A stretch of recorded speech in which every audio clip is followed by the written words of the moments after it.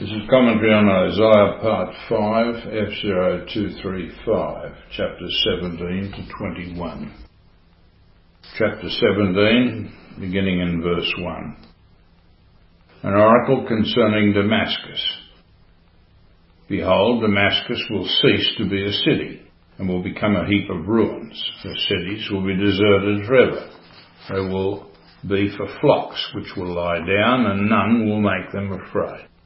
The fortress will disappear from Ephraim, and the kingdom from Damascus, and the remnant of Syria will be like the glory of the children of Israel, saith the Lord of hosts. And in that day the glory of Jacob will be brought low, and the fat of his flesh will grow lean. And it shall be as when the reaper gathers standing grain, and his arm harvests the ears, and as when one gleans the ears of grain in the valley of Rephaim. Gleanings will be left in, as when an olive tree is beaten, 2 or 3 berries at the top of the highest bough, 4 or 5 on the branches of a fruit tree, says the Lord God of Israel. In that day men will regard their Maker, and their eyes will look to the Holy One of Israel. They will not have regard for the altars, the work of their hands, and they will not look to what their own fingers have made, either the Asherim or the altars of incense. In that day their strong cities will be like the deserted places of the Hivites and the Amorites, which they deserted because of the children of Israel, and there will be desolation. For you have forgotten the God of your salvation, and have not remembered the rock of your refuge. Therefore, though you plant pleasant plants and set out slips of an alien god, though you make them grow on the day that you plant them, make them blossom in the morning that you sow, yet the harvest will flee away in a day of grief and incurable pain. Are the thunder of many peoples, they thunder like the thundering of the sea. Are the roar of nations, they roar like the roaring of many waters. The nations roar like the roaring of many waters, but he will rebuke them, and they will flee far away. Chased like chaff on the mountains before the wind, and whirling dust before the storm. At evening time, behold terror. Before morning, they are no more. This is the portion of those who despoil us, and the lot of those who plunder us. Intent of chapter 17. Oracle concerning Damascus. 17 verse 1. This text refers to the final rebuke of the nation of Syria, and also the region of Ephraim in those final wars of the end about to engulf us all. Ephraim will lose its military structure, and Damascus will be absorbed into Israel under Messiah, where the remnant of Syria will be as the glory of the children of Israel. The text was considered to be an oracle against the Syro-Ephraimite alliance around 734 BCE. See 2 Kings 16, 1-20, and Isaiah 7, verse 1 to chapter 8, verse 4. See also the OARSV note. However, this prophecy is messianic and goes on to the advent of the God of Israel of Psalms 45 and 110. See verses 7 following. Israel was sent into captivity from 722 BCE. Damascus is as yet to be completely destroyed in this final war of the end breaking upon us. The 2 stanzas, 1-3 and 4-6, reaffirm the ultimate defeat of Damascus and northern Israel down to the valley of Rephaim, northwest of Jerusalem. 2 Samuel 5:18.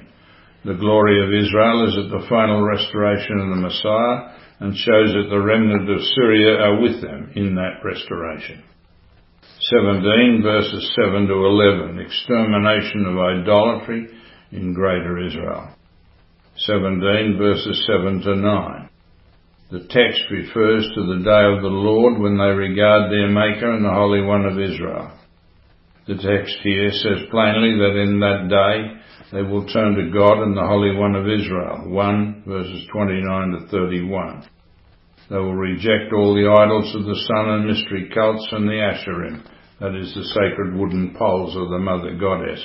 See 6:13 in the note. and their altars of incense. The cities of the last days will be as it was with the Hivites and the Amorites under the initial invasion after the Exodus, Deuteronomy 7 verse 1. Compare F006. All devotees of the mystery and sun cults will be eliminated. See number 141F. There will be desolation everywhere. See F0665. 17 verses 10 to 11. The children of Abraham, number 212A, have forgotten the God of their salvation and the rock of their refuge. See also Acts 7:30 to 53, F0442, 1 Corinthians 10, 1 to 4. Plants and slips. These are the gardens of Tammuz, with plants in Ezekiel 8:14 to 18, and also slips, that is small written pieces dedicated to the goddess in the gardens of Tammuz. Today they are called the Gardens of Easter or Adonis, and were also dedicated to Adonis in the Balkans and are still found among the Trinitarian Sunday worshippers there.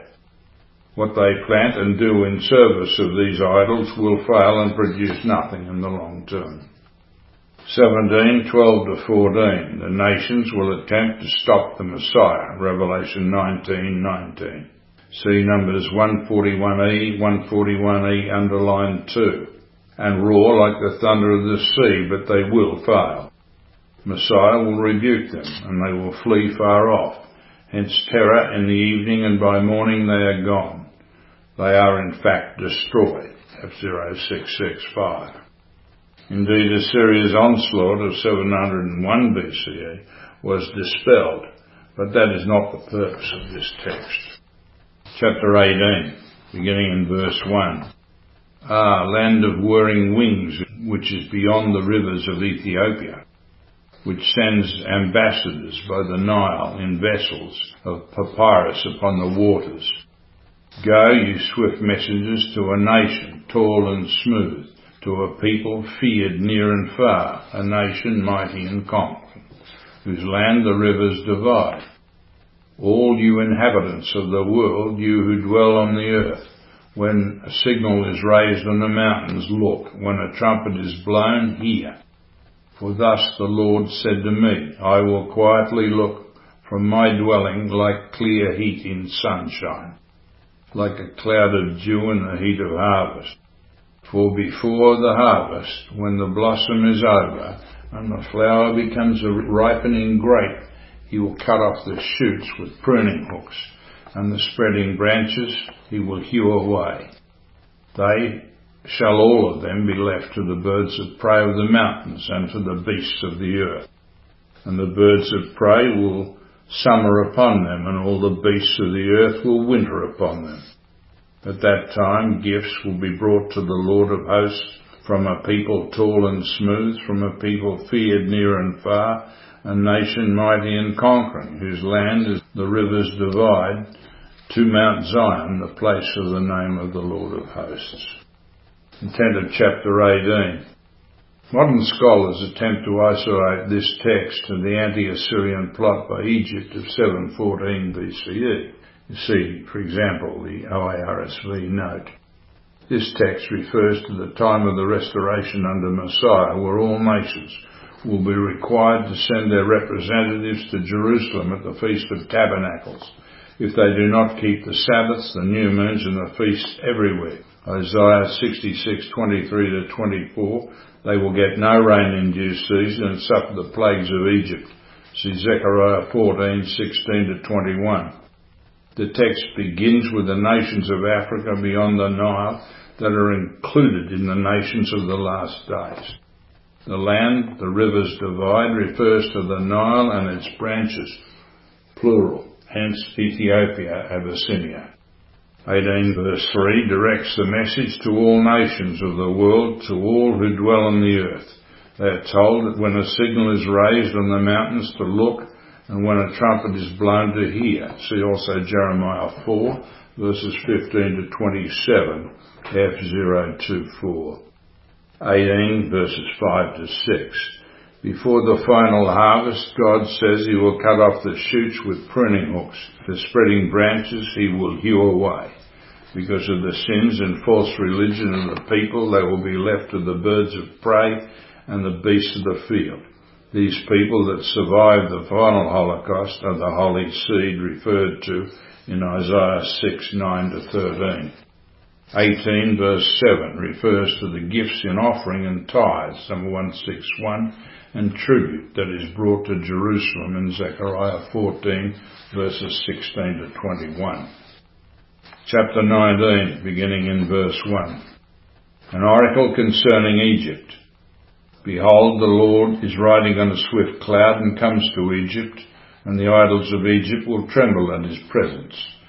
And the heart of the Egyptians will melt within them, and I will stir up Egyptians against Egyptians, and they will fight every man against his brother, and every man against his neighbour, city against city, kingdom against kingdom, and the spirit of the Egyptians within them will be emptied out, and I will confound their plans, and they will consult the idols and the sorcerers, and the mediums and the wizards. And I will give over the Egyptians into the hand of a hard master, and a fierce king will rule over them, saith the Lord of hosts. And the waters of the Nile will be dried up, and the river will be parched and dry, and its canals will become foul. And the branches of Egypt's Nile will diminish and dry up, reeds and rushes will rot away. There will be bare places by the Nile and the brink of the Nile, and all that is sown by the Nile will dry up, be driven away, and be no more. The fishermen will mourn and lament, all who cast hook in the Nile, and they will languish who spread nets upon the water. The workers in combed flax will be in despair, and the weavers of white cotton.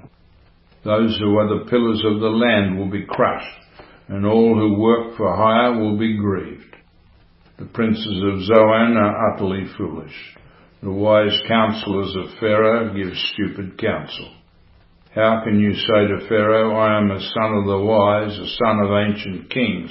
Where then are your wise men? Let them tell you and make known what the Lord of hosts has purposed against Egypt. The princes of Zoan have become fools, and the princes of Memphis are deluded. Those who are the cornerstone of her tribes have led Egypt astray. The Lord has mingled with her a spirit of confusion, and they have made Egypt stagger in all her doings, as a drunken man staggers in his vomit. And there will be nothing for Egypt which head or tail, palm branch or reed may do.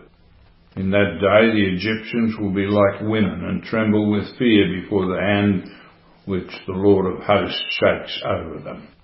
And the land of Judah will become a terror to the Egyptians.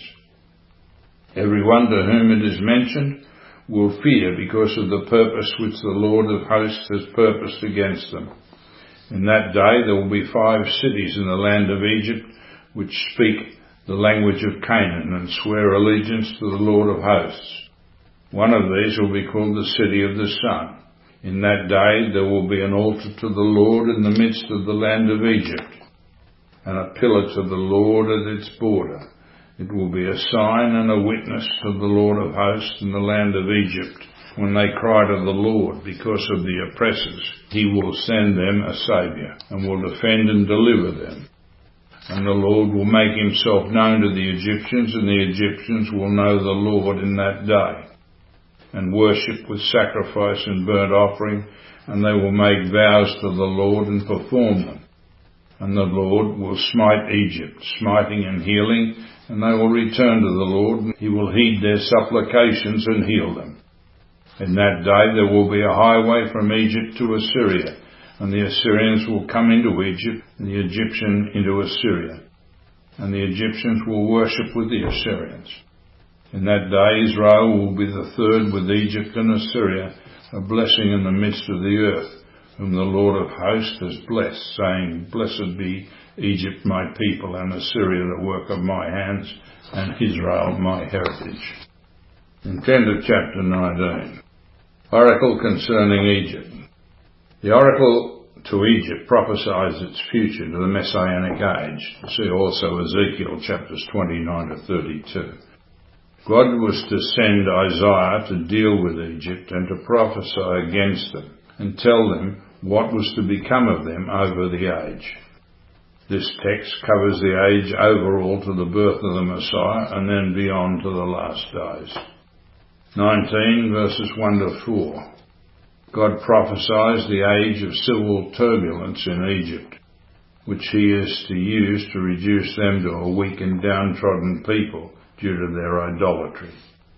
It appears to have commenced with the 25th, the Ethiopian dynasty, around 714 BCE by Pianki, who began the time of the hard master of verse 4. That continued with the defeat of Egypt by Nebuchadrezzar of Babylon in support of the Assyrians in 605 BCE, and then to Cambyses' invasion of Egypt in 525 BC and its occupation under satraps to the beginning of the 4th century BCE. It was then occupied by the Greeks, who were superseded by the Romans from the Battle of Actium. 19, 5 to 10. Prophesy concerning the Nile. The prophecy refers to the Nile drying up. The building of the Aswan Dam has increased the vulnerability to this type of catastrophe. God will use this disaster in the last days. How could they have overlooked God's plan for them? 19 verses 11 to 15. God here taunts Egypt. Through Isaiah, God asks them if through their wisdom can they control natural disasters. Zoan and Memphis, see Ezekiel 30 verses 13 to 19 in the note. Palm and reed refer to rulers and the ruled. 9:14. The Lord added a spirit of confusion to the princes of Egypt in order to cause Egypt to stagger in all her doings, in verse 14, and there is nothing its leadership may do, verse 15. 19 verses 16 to 25. In that day refers to the Messianic age which began after the Greek conquest of Egypt. Jewish settlements in the area are known from the 6th century onwards. See OARSV in the note. 19 verses 19 to 23. The visit of High Priest Anias IV to Egypt around 160 CE saw the establishment of a temple in the land of Goshen at Heliopolis, city of the sun. Exact location is uncertain. See Jeremiah 43 verse 13. There were functioning temples to the Lord at Elephantine in the 5th century BCE and at Leontopolis in this area. This area was the land that Israel occupied prior to the Exodus and which came to be occupied again by the Jews into Alexandria and its surrounds in the 2nd century BCE and beyond. Anias IV ordered the construction of the temple there, which stood until its closure in 71 BCE by order of Vespasian before the Passover, after the fall of the temple in Israel in 70 CE. See the sign of Jonah, numbers 013 and see number 298.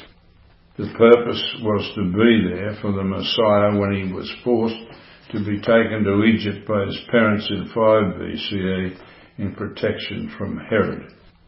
19 verses 19 to 22. The text shows that the last days see Egyptian converts are treated as Israel. 19:24 to 25. Israel is to become the mediator and blessing for the nation at Genesis 12:3. Chapter 20, beginning in verse 1. In the year that the commander-in-chief, who was sent by Sargon, the king of Assyria, came to Ashdod and fought against it and took it. At that time the Lord had spoken by Isaiah the son of Amoz, saying, Go and loose the sackcloth from your loins and take off your shoes from your feet.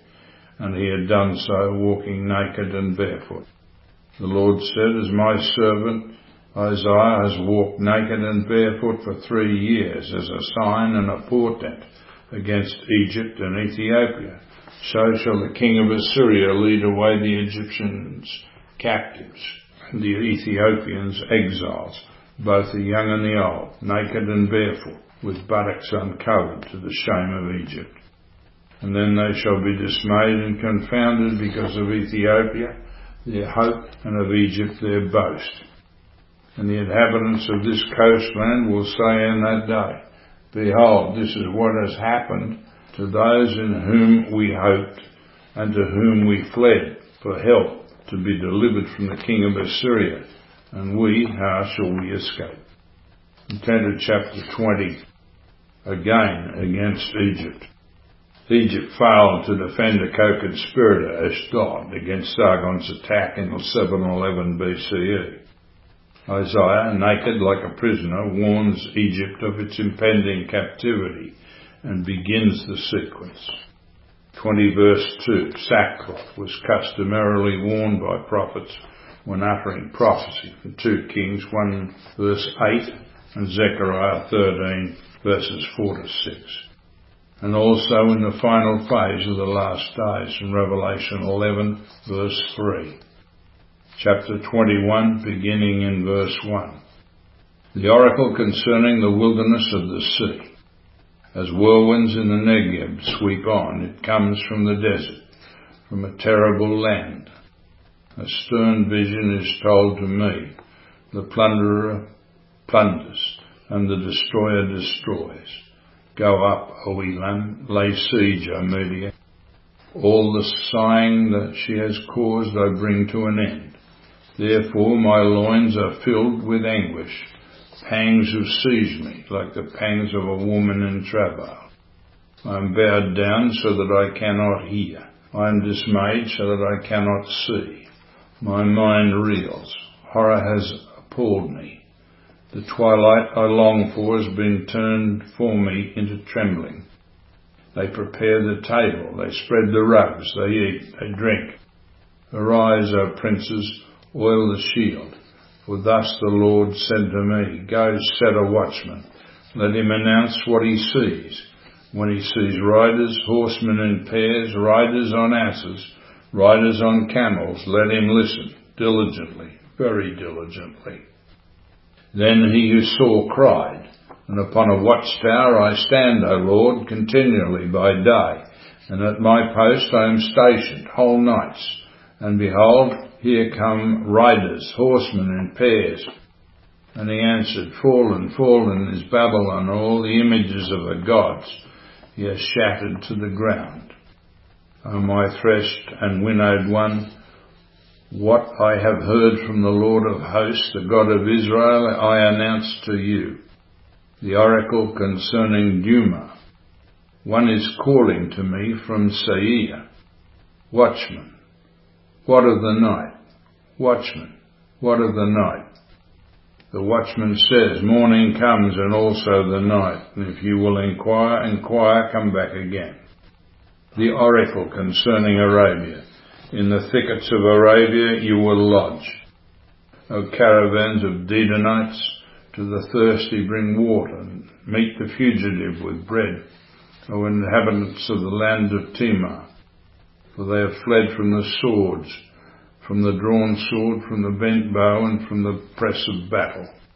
For thus the Lord said to me, Within a year, according to the year of the hireling, all the glory of Kedar will come to an end, and the remainder of the archers of the mighty men of the sons of Kedar will be few, for the Lord, the God of Israel, has spoken. And turn to chapter 21, Oracles concerning the wilderness of the sea. This text is an oracle concerning the attacks against Babylon by the Medes and Persians, 13 verse 1. 21 verses 1 to 10. Attack against Babylon. Negeb is in southern Palestine. 21 2 to 5. Prepare for the attack, Elam. Jeremiah 49 34 to 39. Media aided Persia against Babylon. 13 verses 17 to 19. Oil the shield to preserve leather's suppleness and capacity in defence. 21, 6 to 10, the prophet as watchman. Ezekiel 3:17 awaits the news of Babylon's fall. Jeremiah 51 verse 33, and in Revelation 18 verse 2 for the final phase in the last days and the return of the king, covered in number 282e.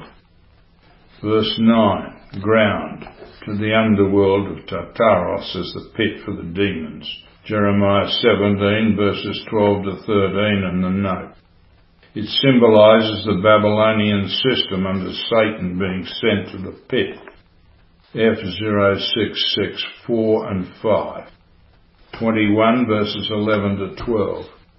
The oracle concerning Duma, concerning Edom, who shared Ashdod's fate, 20 verse 1. The prophet suggests a relief, that is in the morning, followed by renewed oppression, the night. Their problems were thus sequential. Duma, a town in Arabia, the word means silence, and here may be a name for Edom, meaning silence. Edom was conquered by John Hyrcanus in the 2nd century BCE and converted under force and absorbed into Judah, number 212e. Sair, see Genesis 32:3. 21 verses 13 to 17 concerning Arabia. Dedan in northern Arabia, as we see from Ezekiel 25:13.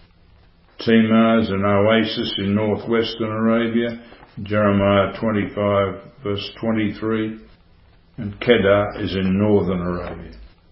Kedar was aggressive, in Jeremiah 49:28. And as we see from the Psalms, when David wanted peace, they were for war. Psalm 120 verse 5. See that in F019, underline 5:3. They will be reduced to a remnant also. Follows a Bullinger's notes on chapters 17 to 21, for those using the KJV.